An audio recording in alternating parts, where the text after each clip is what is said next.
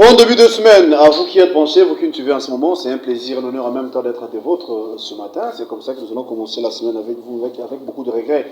Vous le savez, parce que la situation sécuritaire au pays de la partie Est nous préoccupe toujours, il y a lieu d'en parler. Le week-end dernier, le chef d'État africain se sont retrouvés pour résoudre le problème, ou encore émettre le point de vue en termes de trouver des solutions par rapport à ce qui se passe au pays. Mais hélas, Kinshasa ou encore la RDC étaient représentés par la première ministre, Madame Judith Suminwa, le chef de l'État, n'était pas déplacé, mais il a assisté via la vidéoconférence. Les résolutions, on nous dira qu'ils ont exigé les cessez-le-feu, alors que nous, Congolais, nous voulons plutôt qu'il y ait paix, nous voulons plutôt que le soldat ou encore le troupe rwandaise puisse se retirer sur le sol congolais. Nous allons vous parler de ça, nous allons vous donner des précisions, mais de l'entretemps, à Sud Kivu, les combats au niveau des Saké, n'est-ce pas, ça se poursuivent. Eh bien, le porte-parole du gouvernement nous rassure que nous allons gagner, il n'y a rien à craindre. Et du côté communicationnel, voilà pourquoi il y a une restriction dans certains réseaux sociaux, parce qu'il y a trop de propagation de faux bruits ou encore des mensonges, hein, s'il faut le dire en clair. Et le gouvernement a pris l'option de réduire cette zone de communication, question d'informer davantage les Congolais que nous sommes. Donc, nous allons vous parler de ce qui se passe au pays. Pour ce faire, nous avons le plaisir et l'honneur de recevoir des invités sur ces plateaux. Eh bien, ce sont des Congolais reçus en qualité d'analyste politique, parce que ce sont des politiques également. Vous les avez aperçus. En premier lieu, c'est M. Timothée Lenoir, qui va prendre parole comme Congolais, mais c'est vrai, dans l'union sacrée, il va nous donner ses points de vue, si pas ses analyses par rapport à la situation au pays. Gardi Diana, des professions journalistes, mais reçus en qualité d'analyste politique. Ensemble, les bâtons rompus, pendant 50 minutes, nous allons vous éclairer par rapport aux questions déjà évoquées. Je m'en vais saluer mes invités, en commençant par M. Lenoir Timothée. C'est un honneur de le recevoir, c'est vrai, ça fait longtemps. Merci d'être là, et puis surtout que c'est pour une première pour cette année nouvelle 2025. Donc, on profite de l'occasion pour dire bonne année à vous, et bon début de semaine, M. Timothée Lenoir.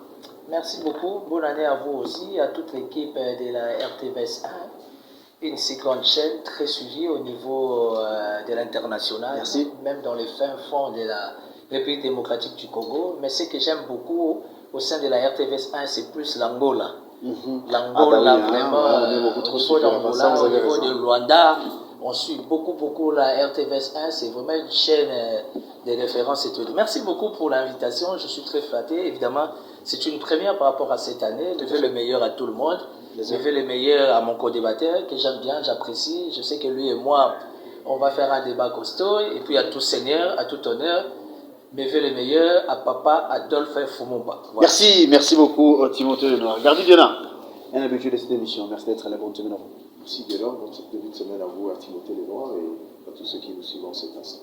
Alors la question, c'est en rapport avec ce qui se passe au pays, à l'Est surtout, mais bien avant, il y a eu un sommet conjoint entre l'EAC et la SADC.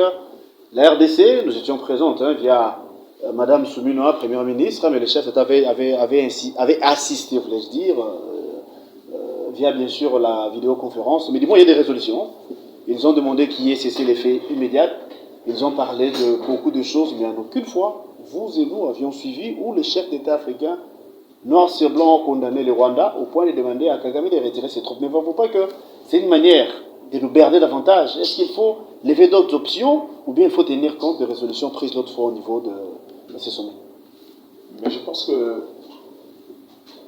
votre question apporte la réponse sur un débat hors antenne qu'on a tenu ici. Est-ce que c'était prioritaire que le chef de l'État fasse ce déplacement? Je ne pense pas. Vous estimez que ce n'était pas prioritaire? Non, je ne pense pas que c'était un. Alors qu'on décidait ou encore on discutait sur la RDC? On décidait de rien. RDC... Non, je vais dire on discutait sur la RDC. Oui, mais la RDC n'était pas absente. La RDC était représentée par sa première ministre. Ce n'est pas un quidam. C'est celle qui dirige les politiques publiques de la République en cet instant. Donc en gros, pour moi, je ne peux pas compter. Je l'ai déjà dit sur ce plateau, je répète ce que je dis. La question de la RDC n'est plus une question qui doit être prise en charge au niveau de la sous-région. C'est une question aujourd'hui, il faut intégrer la chaîne de responsabilité au niveau international. Et pour moi, limiter la question de la RDC au niveau sous-régional, encore une fois de plus, on sert de lit et on va continuer à tourner à rond. Il ne faut pas attendre. La plupart des États autour de nous, c'est des États qui répondent d'un cercle de pouvoir qu'on appelle la communauté internationale. Beaucoup, ce sont des États dépendants de cette orientation. La question de la guerre de l'Est, c'est une question. Le Congo est beaucoup trop important pour être laissé entre les mains d'une certaine communauté sous-régionale. Le Congo a beaucoup plus de valeur aux yeux du monde, qui pousse d'ailleurs certains chefs de l'État. Je rappelle toujours la phrase de Nicolas Sarkozy qui pensait que le Congo ne nous appartenait pas seul et que la stabilité de la sous-région passait par le partage de nos richesses. Et si aujourd'hui on est en plein applicabilité de cette orientation, ce n'est pas à cause du simple Rwanda. Le Rwanda a une responsabilité parce que c'est l'antenne de cette guerre. Mais cette question ici, la meilleure des choses à faire, la meilleure discussion pour qu'on se parle en face et qu'on dégage les responsabilités des uns des autres, il faut que le Conseil de sécurité des Nations Unies arrive à organiser un sommet spécial, autant qu'on l'a fait pour l'Ukraine et les autres États, un sommet sur la RDC, où la Grande-Bretagne, qui est le premier rempart sur les approches économiques, qui soutient en grande partie le Rwanda dans cette guerre, dégage une responsabilité. S'il y a des choses à revendiquer à la RDC, dites-le nous. Il ne faudra pas qu'on dise, il faut dire la vérité. Mais ce qu'il faut proposer là, nous avons comme l'impression que cela n'arrive toujours pas. Alors comment on peut s'y prendre? Parce que jusqu'ici, nous continuons à enterrer les nôtres, du coup, c'est compliqué. Non, ce n'est pas compliqué. Personne n'aurait su, n'aurait imaginé qu'en une année, la RDC aurait renversé le narratif rwandais, qui est l'arc-bouton de sa politique extérieure depuis 2 années, qui a fait du Rwanda aujourd'hui l'enfant gâté de la communauté internationale. Personne ne pouvait l'imaginer. Aujourd'hui, ce Rwanda qui se faisait passer pour la victime dans les différents salons diplomatiques, aujourd'hui on se rend compte que finalement il est un bourreau. Et aujourd'hui, même ceux qui se refusaient de parler du Rwanda en mal aujourd'hui sont coincés par l'opinion internationale. Et moi je pense que ce travail-là doit continuer. Vous savez, aujourd'hui, avec état d'âme, le sentiment de chaque Congolais c'est dit, écoute, on se réveille un matin et puis on décide de larguer des bombes au Rwanda, c'est bien. C'est les sentiments qu'on partagerait. Chaque Congolais partagerait ces sentiments. Ben c'est les mêmes qui vous animent, je crois. Je vous dis bien, chaque Congolais, y compris moi. Mais il y a un problème, parce qu'il faut lire sans dessous. Parce que les gens qui remportent les batailles sont ceux qui commencent par gagner avant d'engager un combat. Quand vous connaissez l'adversaire, il ne faut pas être pressé. Notre problème aujourd'hui n'est pas le Rwanda. Notre problème aujourd'hui, c'est qu'il faut renverser le prisme politique. Cette guerre qui est devenue le moyen de faire la politique de l'Union européenne sur le continent africain. J'aime toujours faire ces raccords. Alors, comment expliquez-vous que quand l'Union européenne signe un accord de matière stratégique avec le Rwanda en février 2023, 4 mois après, Roubaï attend entre le 20 et le 23. Roubaï a ses 50% des réserves mondiales du coltan. Vous voulez me faire croire qu'il ne savait pas? Vous voulez me faire croire que l'Union européenne ne sait pas que le Rwanda ne produit pas de coltan? Vous voulez me faire savoir qu'aujourd'hui, sur le marché international des matières premières, ceux qui aujourd'hui parlent de produits rwandais ne savent pas que le Rwanda, sur son sol, n'a pas ces matières-là. Évitons de tomber dans de l'autosabotage et cette forme de... J'ai envie de dire cette forme d'esclavagisme intellectuel qu'on a. Je sais que le complot est grand, le complot est à un autre niveau, mais maintenant il faut dire la vérité aux gens. Je suis aussi d'avis, je pense qu'aujourd'hui, pour équilibrer le rapport de force au niveau de la sous-région, il faut qu'à un moment donné, la RDC reprenne le pas à ces niveaux-là. Il faut que militairement, on arrive à mettre en déroute chaque force, mettre tout le monde dehors et imposer un respect. Mais je pense aussi que, pour l'instant, les deux approches doivent se concilier, mais je ne trouve aucune utilité, aucune importance aujourd'hui de se retrouver dans un sommet conjoint, EAC-SADC. La SADC, je ne doute pas. Des par l'histoire, la SADC a toujours été une organisation qui nous a accompagnés dans des différentes guerres et batailles. Mais les politiques changent. Est-ce que cette SADC-là est dans la même dynamique qu'aujourd'hui? Est-ce que la RDC représente les mêmes intérêts pour la SADC comme il y en avait il y a 10-15 ans? C'est ça la grande question. Je pense qu'aujourd'hui, il y a une forme de cristallisation de l'attention de la RDC au niveau de la sous-région. Tout le monde veut nous voir rester dans les schémas traditionnels. Retrouvons-nous autour d'une table avec le M23, faisons des concessions comme ça, chacun va en tirer profit comme il se doit. C'est justement ça, c'est à ce niveau-là que ça bug. Et je rappelle ici que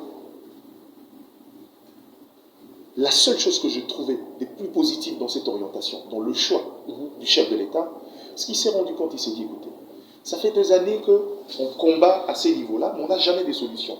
Les paix en fait, on a des paix factices, du genre, pour un moment, quand l'équilibre politique change, on reçoit tout bascule, les mêmes forces reviennent, les mêmes positions reviennent, les mêmes revendications reviennent.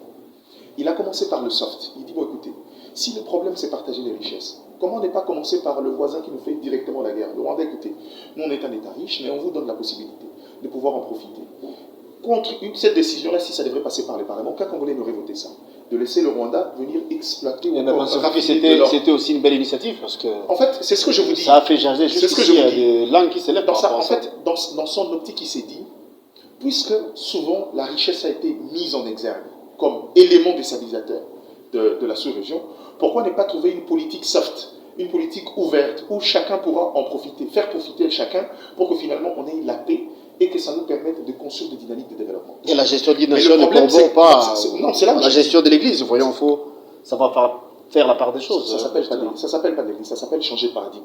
Je vois. Je chute par là. Depuis toujours, on est parti dans cet esprit de protagonisme, mais ça n'a jamais changé. Il s'est dit, si on essaye de fédérer la sous-région, peut-être que le rapport va changer.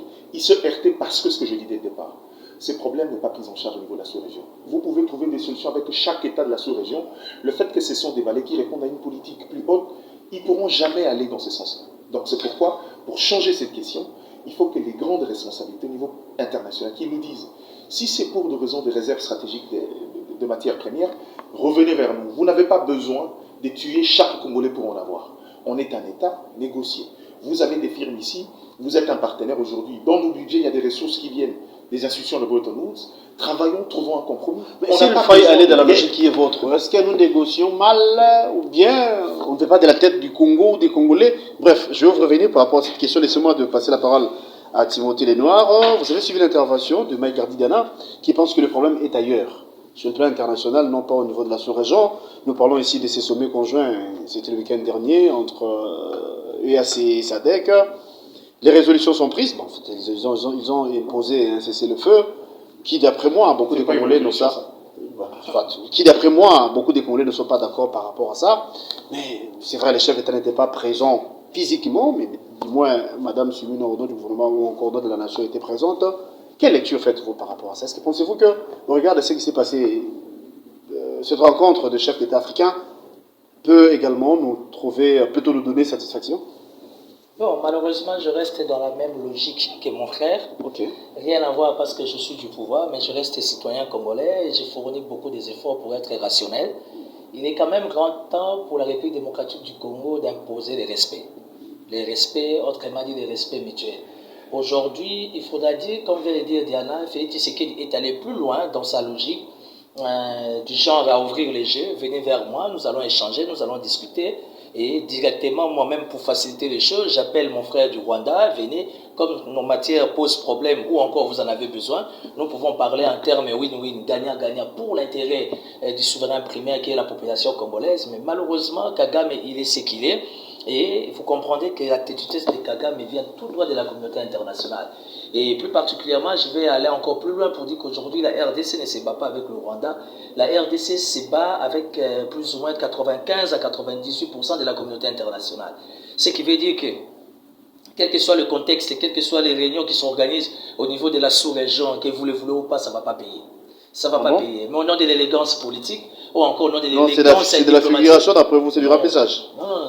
Moi d'ailleurs, je reste dans la logique du chef d'État. Ça veut dire, nous pouvons nous présenter dans une réunion de sous-région ou encore tout ce que vous voulez, aller encore plus loin, la SADC, dont la RDC est condamnée à être présente, mais cela ne nous empêche pas de se battre. Parce que là, aujourd'hui, malheureusement pour moi, je suis devant caméra. On appelle ça les SD, les secrets d'État. Les secrets d'État, on ne sait pas tout dire à la télévision. Mais la République démocratique du Congo, aujourd'hui, la RDC, au travers du gouvernement Sumina, un gouvernement responsable qui trouve qu'aujourd'hui, quel que soit le contexte diplomatique, on peut aller ou encore élever les débats. Mais nous restons dans un contexte purement militaire. Ça veut dire qu'on va se battre. On va se battre. Et autour du Grand Lac, il y a quand même 3, 4, 5 nations qui estiment que non, la RDC est en posture de soutenance. Ça veut dire qu'il faut le soutenir, il faut l'accompagner. En l'occurrence, l'Ouganda qui a renforcé... Oui. Non, c'est plus les Burundi. Burundi. Ouais.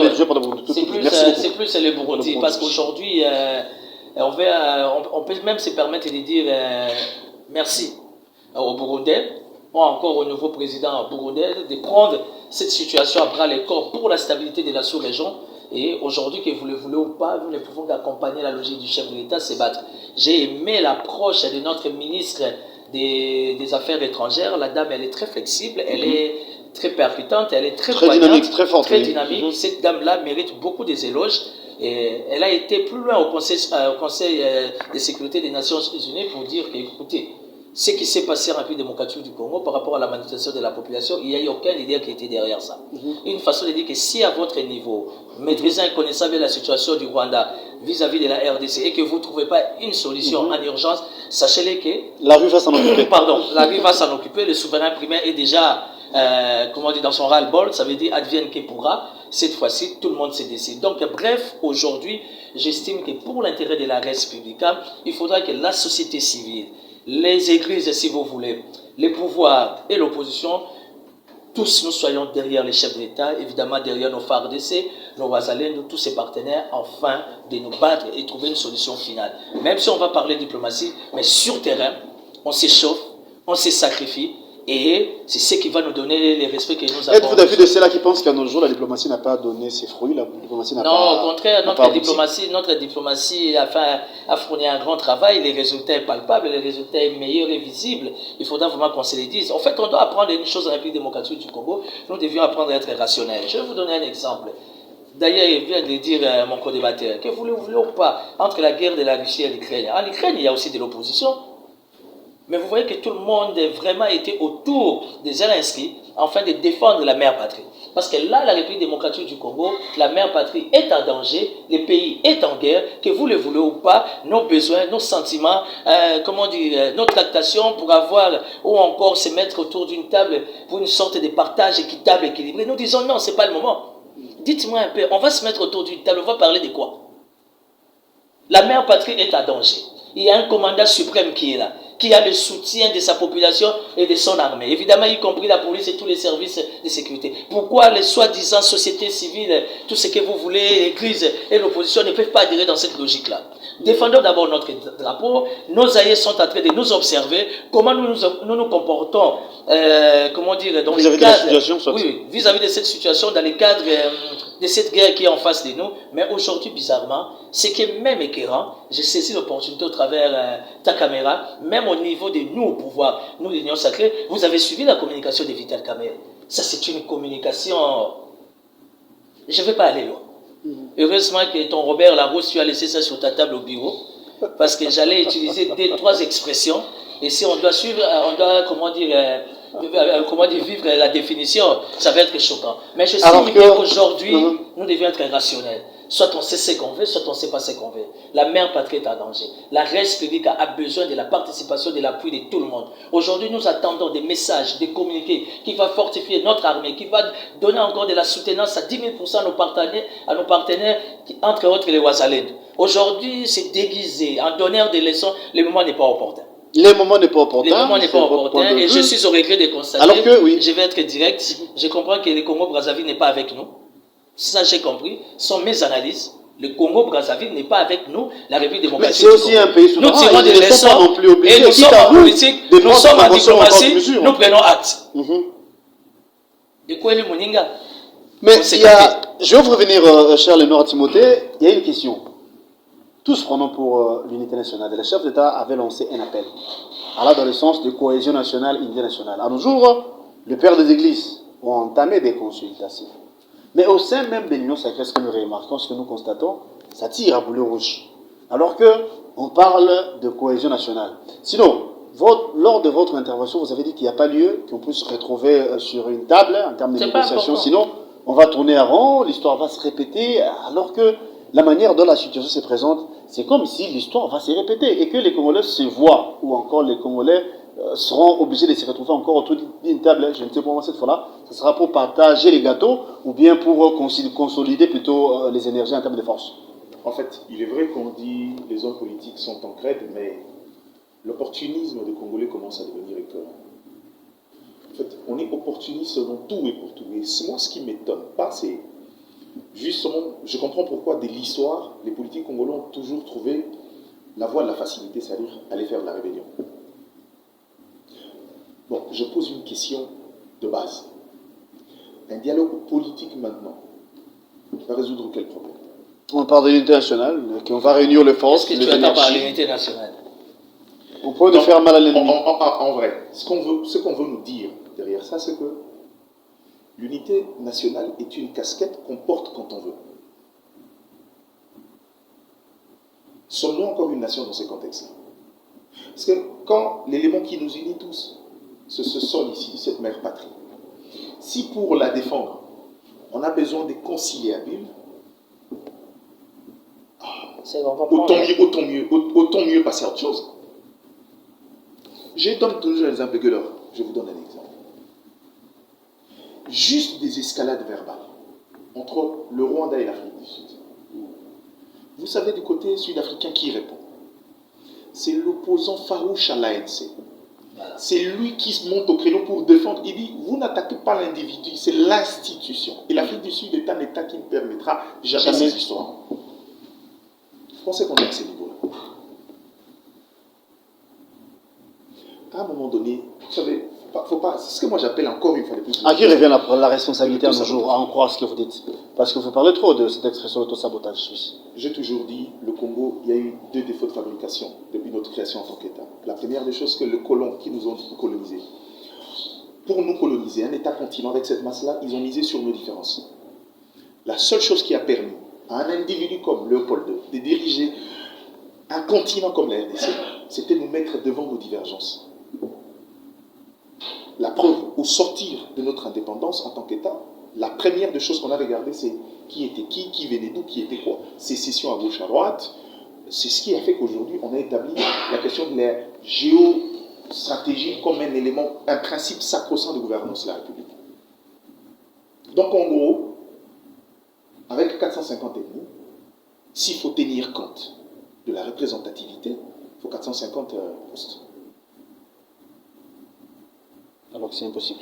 Donc, la grande question, c'est aujourd'hui, il faut qu'on remette au cœur de la question congolaise la notion de la citoyenneté. Vous savez, si le Rwanda arrive à ces niveaux-là, c'est parce que ces gens-là, dans leur profondeur stratégique, ont compris comment fonctionne l'homme politique, surtout l'homme congolais, surtout l'homme politique.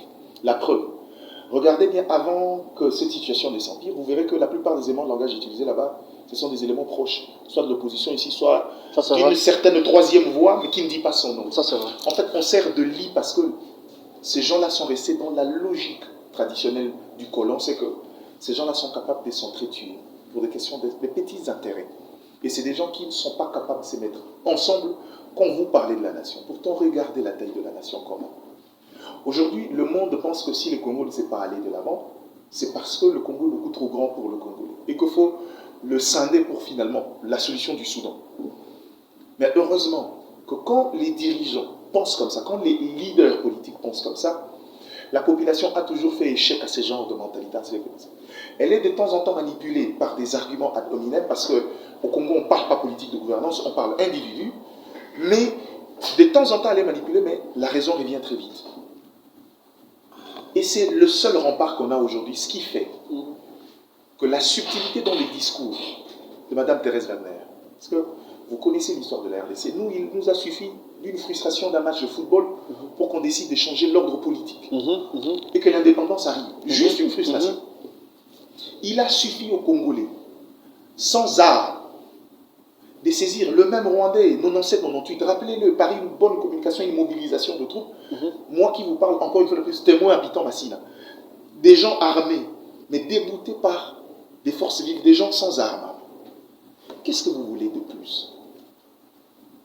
À un moment donné, il faut que le politique arrête de croire. Ce que nous voulons à nos jours, c'est... Je veux qu'ils comprennent une chose. C'est l'effervescence là, la motivation regardez, là, le sursaut patriotique là de notre foi, c'est ce que nous désirons à nos jours. Vous pouvez tout reprocher à Bossembe et à Mouya avec leur dynamique d'arrêter.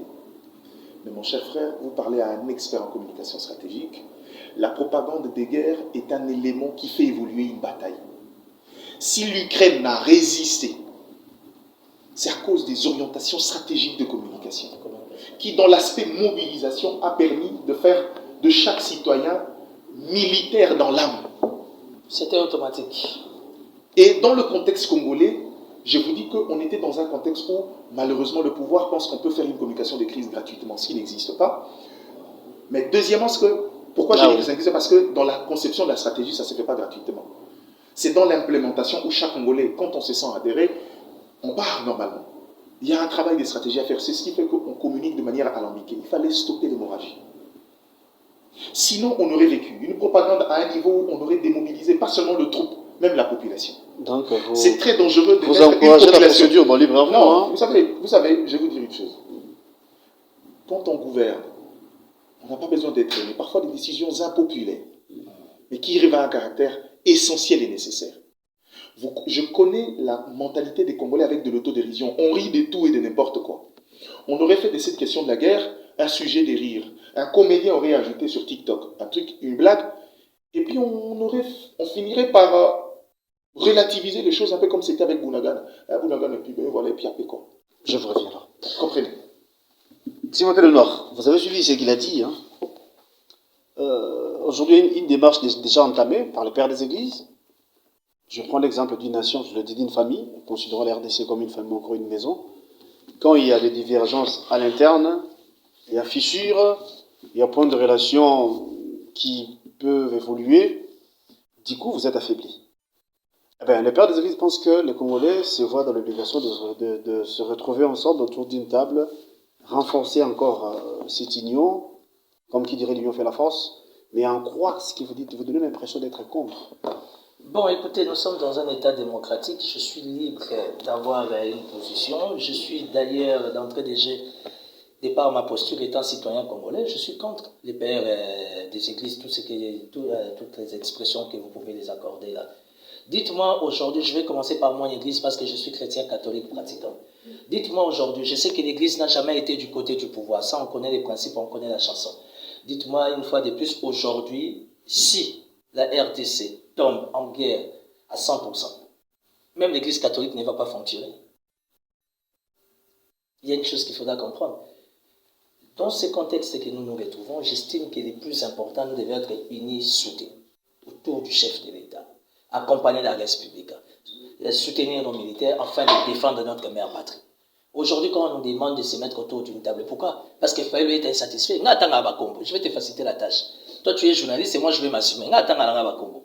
On va se mettre autour d'une table pour parler de quoi? Parce que Fayulu est insatisfait, soi-disant qu'on a piqué son pouvoir. Qu'est-ce qui prouve qu'on a voté Fayulu? Ça, ce sont des débats de bas étage. Aujourd'hui, la mère patrie est en danger. Penses-tu que Fayulu aussi, aujourd'hui, il devenait président, que cette situation-là, avec, la communauté internationale va se calmer? Aujourd'hui, nous sommes allés plus loin. Évidemment, avec la politique du chef de l'État, pour ne pas rester dans le contexte, Dieu a permis à ce que Kagame sorte de son carquois, qu'il soit visible. Et ça, c'est un objectif atteint. Et j'estime que les nationalistes et patriotes que nous sommes, nous pouvons saisir cette opportunité. Et j'ai loue l'attitude du chef de l'État, tout en étant grand dans son âme, pour ne pas assister dans cette réunion visiblement, ou encore physiquement dans le sens qu'il allait être obligé de saluer quelqu'un qui tue ses filles et fils du pays qui les violent. Vous comprenez? Il faut arriver à un niveau, je sais que c'est Nice Press, on parle plus des questions de l'air, mais je n'aimerais qu'en cette année 2025, de faire une proposition, il faut faire passer certaines images. Parce qu'il faut faire comprendre à tout le monde là, à toutes les personnes qui nous suivent pour dire que la RTVS 1 est du côté de la population. Et aujourd'hui, la population ne souhaite que le bien-être. Ça veut dire des messages forts, qui fortifient, qui encouragent. Et quand on parle de cette population, particulièrement, nous voyons nos militaires. Nanga tenait un soi-disant discours. Mais quelle a été l'attitude de la population pendant plus de 30 minutes? Tshisekedi, président. Tshisekedi, président. C'est vrai que c'est Nice Press. Mais aidez-nous dans un format 2025 de faire passer certaines images qui va fortifier, qui va encore donner plus de l'excitation à la population, de comprendre que le sens patriotique, le nationalisme doit régner. Donc aujourd'hui, suivre la logique comment vous appelez les pères des églises? Les pères des églises, pour moi, j'estime que c'est de la distraction totale. Ah bon? Ils n'ont qu'à être clairs, qu'est-ce qu'ils veulent. Faïl veut quoi? Parce que quand il faut parler des pères des églises, on parle ils ont reçu plutôt la bénédiction du chef de l'État, parce qu'ils étaient reçus en premier par le président de la République. Non, mais les chefs de l'État n'ont jamais été rancuniers, les chefs de l'État n'ont jamais été fermés ou encore verrouillés. Les chefs de l'État ont toujours été accessibles aux pères des églises. C'est malheureusement pour la République démocratique du Congo, aujourd'hui les pères des églises, je ne sais pas moi, ils se déguisent en politique extra pour dire que non, tout ne peut passer que par eux. S'il y a des matières, s'il y a des questions que nous devions traiter... Parce que nous avons des expériences ou encore les idées de tout et chacun pour vaincre l'ennemi. Non, mais écoutez, on n'est pas à ce stade-là. Au stade où nous nous retrouvons aujourd'hui, c'est il y a des sursauts patriotiques. Ça veut dire, tous on doit être unis, même état d'esprit comme on dit chez nous dans la Bible, même parole, même pensée, même vision pour accompagner la République. Et je suis d'accord évidemment avec Bossembe, comme vient de dire Diana, je suis d'accord avec Bossembe. Il fallait quand même gérer un peu le numérique. Parce que notre combat plus particulièrement a plusieurs volets. Mais du volet numérique, on était en train de perdre un peu la cadence. Parce qu'aujourd'hui, avec notre manière de faire avec les TikTok et avec l'inconscience, entre parenthèses, de nos populations congolaises, ça donne à l'ennemi une posture de force. Or, dans ce contexte, on ne peut que chercher à 10 000% comment affaiblir l'ennemi. J'aurais appris que le chef de l'État a demandé qu'on initie une sorte de cellule d'urgence de communication. Mais bizarrement, jusqu'à aujourd'hui, déjà, ça fait plus d'une semaine, il n'y a pas de réaction. Il n'y a pas de réaction. J'ai saisi l'opportunité au travers de ta caméra. Il faut laisser dans les débriefings, avec les narratifs, tout ce que vous voulez. Les directeurs de communication du chef de l'État portés disparus dans la nature, M. Eric. Et aujourd'hui, au contraire, on doit tous se mettre autour d'une table, motivés que nous sommes, concevoir, un langage par rapport aux éléments de langage qu'on va nous donner, et nous allons en faire une large diffusion. Parce que du point de vue diplomatique, aujourd'hui, Kagame ne sait pas être en face de Tshisekedi. Souvenez-vous, dernièrement, Kagame n'a pas répondu à Luanda, non? C'était la fête des opposants ici. Tous les gens de Lamuka étaient au top, là, en train de prendre du champagne. Finalement, Félix a été négligé. Mais aujourd'hui, Félix n'est pas parti. Pour l'honneur et l'image de la RDC. Il a envoyé Mme Sumina qui a été à la hauteur. Personne n'en parle. Oh, mais pourquoi on devait envoyer cette dame? Mais cette dame assume. Cette dame, c'est la chef du gouvernement. Elle est là, c'est part de ses attributions. Donc aujourd'hui, j'estime, monsieur le journaliste, on doit savoir ce qu'on veut. Il ne faut pas vouloir quelque chose de son contraire. Moi, j'ai créé le Front des jeunes pour les sursauts patriotiques. Au contraire des structures comme ça, en ce moment, on a besoin de tout le monde. Journalistes, briquetiers, jardiniers, tout le monde.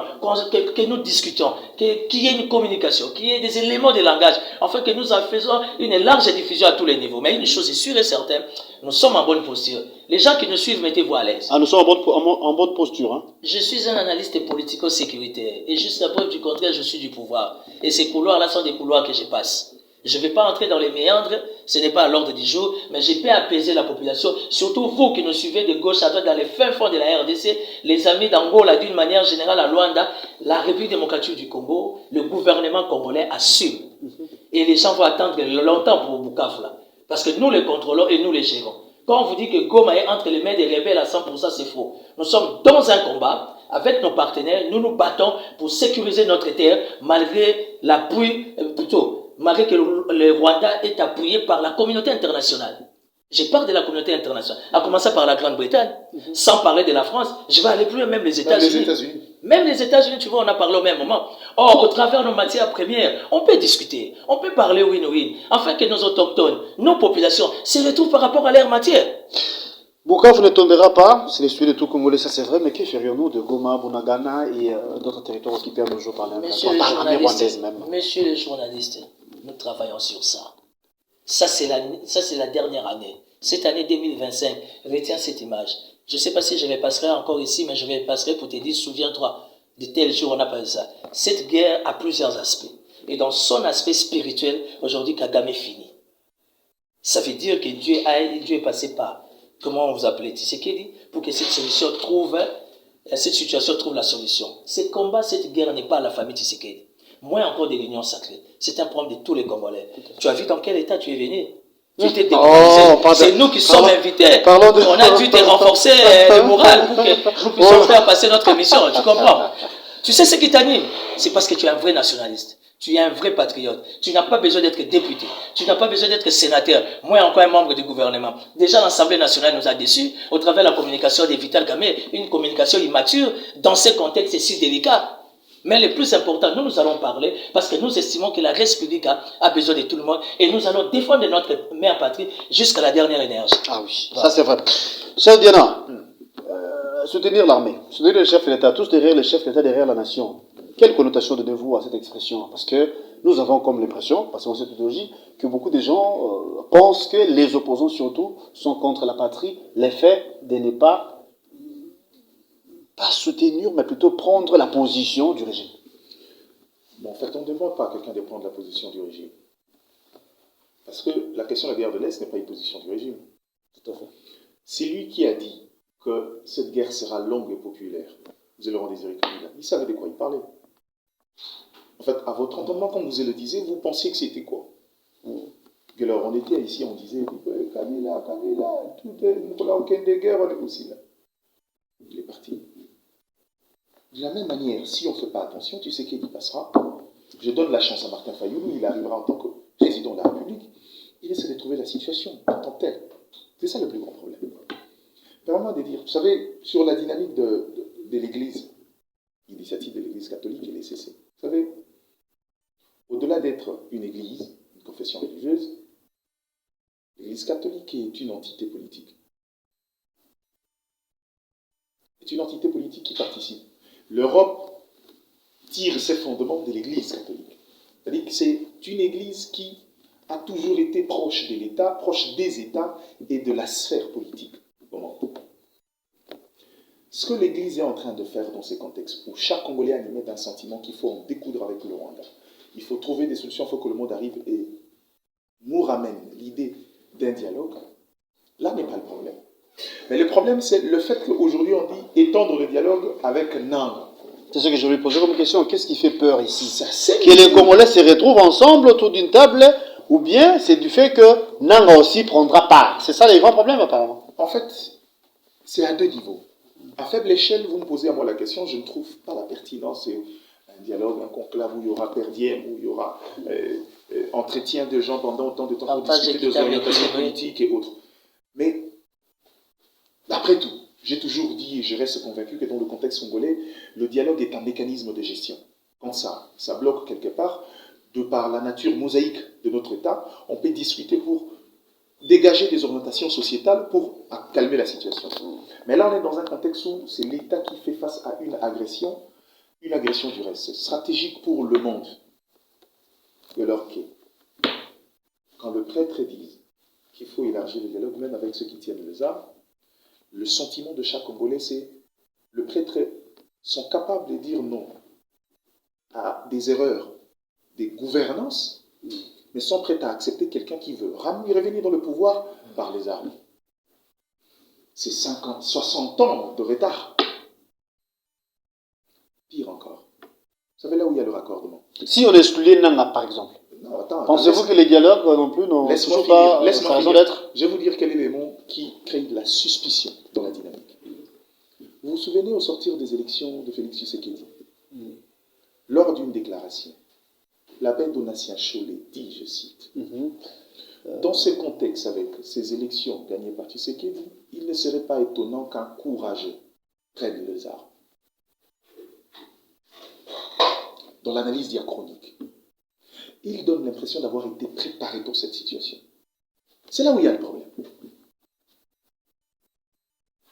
C'était prémédité d'après vous? Non, pas prémédité. En fait, ces gens-là, c'est des gens, je vous ai dit ici, c'est une entité politique. Ça veut dire que la politique mondiale, l'Église catholique est un acteur. Le Vatican est un État. C'est-à-dire qu'il maîtrise les enjeux. Je vous disais tout à l'heure que cette bataille ici, le Congo, vu de l'extérieur, vu du monde, est considéré comme étant une réserve mondiale, surtout que le Congo, depuis l'histoire, vous savez pourquoi on a toujours été un État au centre? Le Congo a toujours été le levier de chaque révolution importante au monde. Je ne vous parle pas de l'industrie de l'automobile, les caoutchoucs pris de main de Congolais. Je ne vous parle pas de la révolution nucléaire avec l'uranium. Je ne vous parle pas de l'industrie numérique avec Cobalt, les iPhones et autres, et Columbus Tantalite. Je ne vous parle pas aujourd'hui du coltan, du lithium. En fait, c'est une terre, réserve mondiale, où tout le monde va avoir la main dessus. Et donc, le prêtre, d'une manière ou d'une autre, politiquement, qu'est-ce qu'il veut dire? Vous n'êtes pas encore un État prêt à pouvoir décider sur votre sort. Restez dans le schéma traditionnel, négociez, faites des compromis, et on va passer à autre chose. Tout ce que nous voulons, c'est la paix.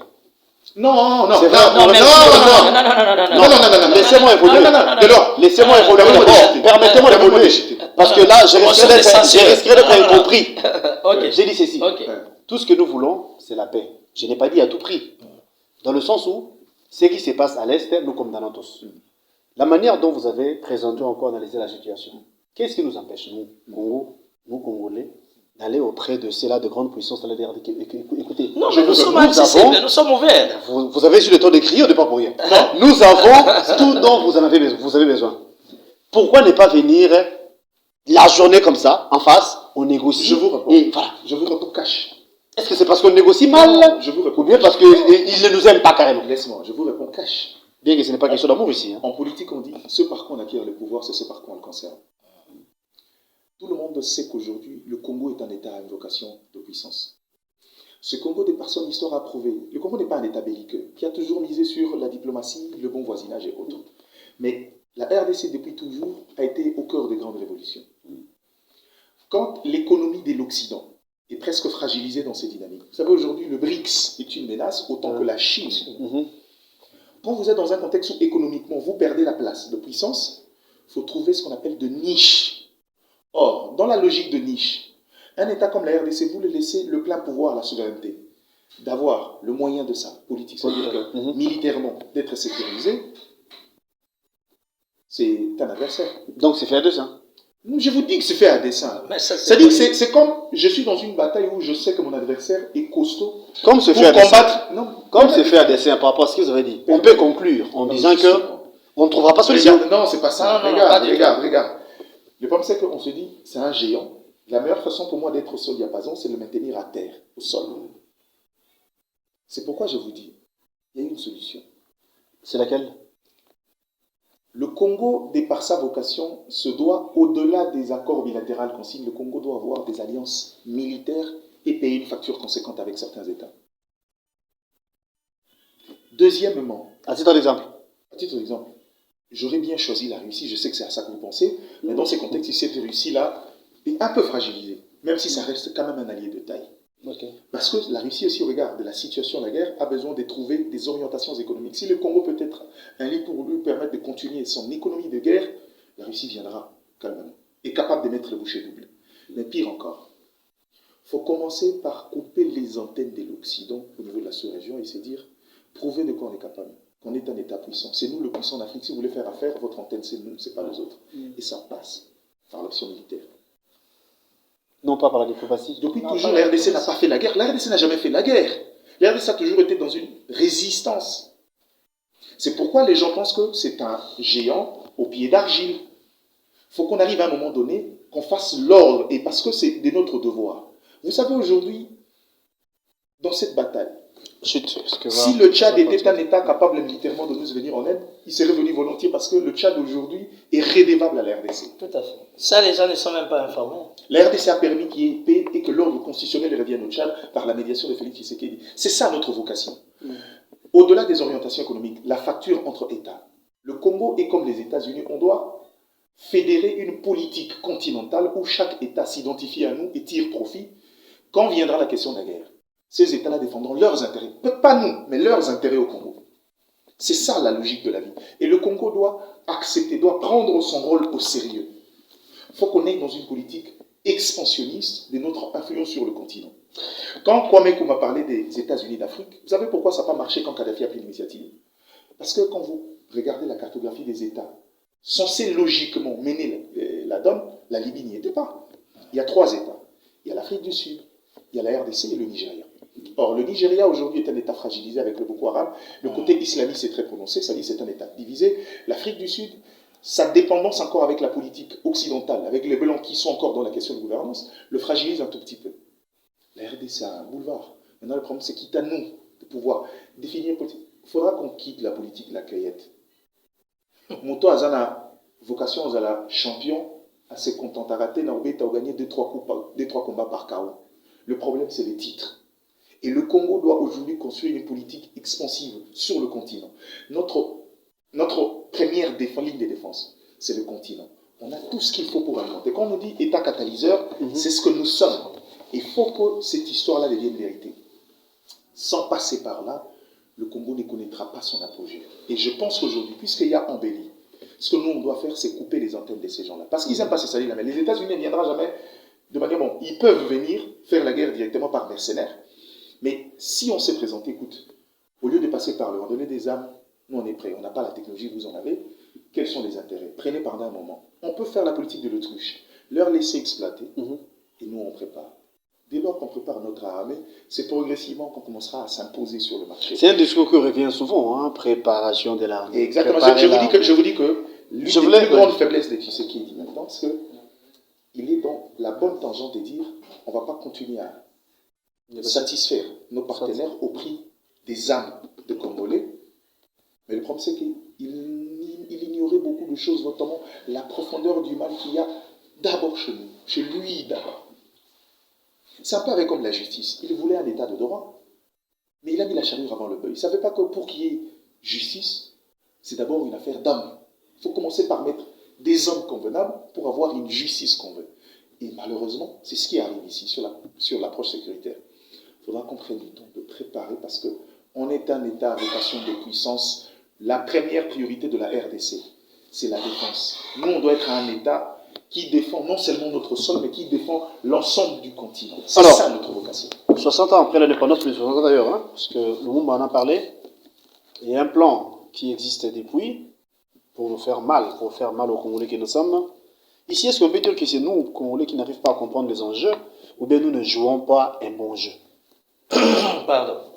Non, s'il faudra dire que nous ne jouerons pas un bon jeu, ça c'est trop,